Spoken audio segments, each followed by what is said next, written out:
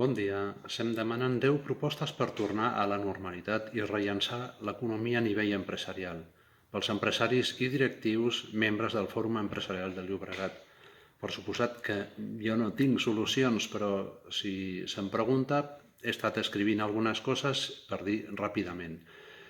I faig referència a coses personals, coses per l'empresa i coses per a tota la societat. Les primeres idees fan referència a un personalment, perquè podríem dir, al igual com passa a l'avió que et diuen si hi ha descompressió, posa't tu la mascareta i després atén els altres. Doncs primer, personalment, què penso que hauríem de fer? Doncs primer, el convenciment de la pròpia fragilitat que hem descobert durant aquesta pandèmia. Segon tema, també personal.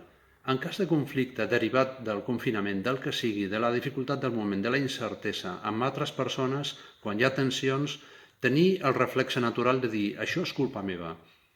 Haig de resoldre això en mi mateix i no culpar els altres mai.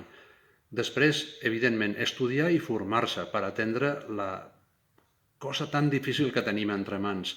I aquí estarien inclosos molts punts que jo podria dir però que ja han dit els altres. Per tant, estudiar, veure què diuen els altres, què fan els millors. I finalment, com a cosa personal, audàcia i fortalesa per aplicar les mesures que tinguem entre mans i que suposen molt esforç per part nostra. De cara a l'empresa, a banda del que dono per après, perquè tothom en sap molt i tothom ha estudiat molt, però coses que m'han impactat que he sentit d'uns altres. Del professor Iago de la Cierva, del IES, vaig sentir que gestionant la comunicació en una pandèmia que afecta a persones és especialment important tractar el dol de les persones, l'atenció personal i ajudar-los a gestionar el dol perquè això ha afectat personalment a molta gent, a les famílies de molta gent. Després, saber que la millor decisió que es pot prendre és impossible de saber quan hi ha alternatives, quan es generen alternatives, perquè la incertesa del moment fa impossible saber què és el millor que es pot fer. Però el que sí es pot fer és dissenyar decisions lligades a punts de pas. Doncs, què farem si hi ha un rebrot? Què farem si cau la connexió a internet? Què farem en tal cas, en tal altre? Per altra banda, la manera de prendre la decisió que sigui consensuada i transparent. Si nosaltres prenem decisions juntament amb les persones que han de tirar endavant l'alternativa seleccionada, aquestes persones estaran molt d'acord en fer que aquell projecte, aquella decisió que s'ha pres, sigui la millor de totes les que s'haguessin pogut prendre, independentment de la qualitat de la decisió, que ja serà prou bona si treballem amb persones competents. Després, la generositat amb el coneixement.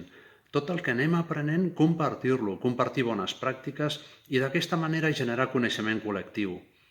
I per últim, com a cosa per a l'empresa, fer servir dades per filar tan prim com sigui possible en la presa de decisions. Conèixer tota la veritat que raonablement es pugui conèixer per decidir bé, per governar bé les nostres empreses. I per tant estar disposat a acceptar errors evidenciats per la informació i per tant disposats a anar redissenyant l'estratègia, a canviar, disposats a canviar i fins i tot personalment punts de vista. I de cara a la societat, treballar en xarxa, això és bàsic. I en una xarxa es trenca un fil, no passa res perquè els altres fils aguanten els nusos. Però queda clar en una xarxa que la importància d'un nus no ve derivada de la seva dimensió, del tamany que tingui. La importància de cada nus depèn del número de connexions que tingui i del flux que passi per cadascuna de les connexions. Per tant, això és el que és important en una xarxa i és com realment vivim i com subsistim en xarxa. Per tant, exemples de connexió en xarxa i com hem de treballar. Connexió público-privada. Diversitat no només tolerada, sinó positivament buscada. Aquesta xarxa, reconeix-la com a fractal, en el sentit que la xarxa es produeix dins de la pròpia família, dins de la pròpia empresa, dins d'un consell de direcció, entre el consell de direcció i els membres dels treballadors de l'empresa, entre diverses empreses, fins i tot competidores, entre les empreses i l'administració, entre països. Aquesta és la xarxa que ens pot treure d'aquí, però que és un gran avantatge treballar d'aquesta manera, hagi o no una pandèmia. Perquè funcionin les connexions es pot parlar de moltes coses, però jo ressaltaria, faria èmfasi en un parell d'elles. Una és que fomentem l'admiració, la capacitat d'admirar les coses bones dels altres, de les altres institucions, de les altres persones, i també tenir sentit de gratitud quan rebem alguna cosa positiva, una informació, un suport, el que sigui. I finalment, jo diria, de cara al treball en xarxa, la veracitat en les comunicacions. Comunicar-nos amb veracitat, no amagar informació, compartir la informació.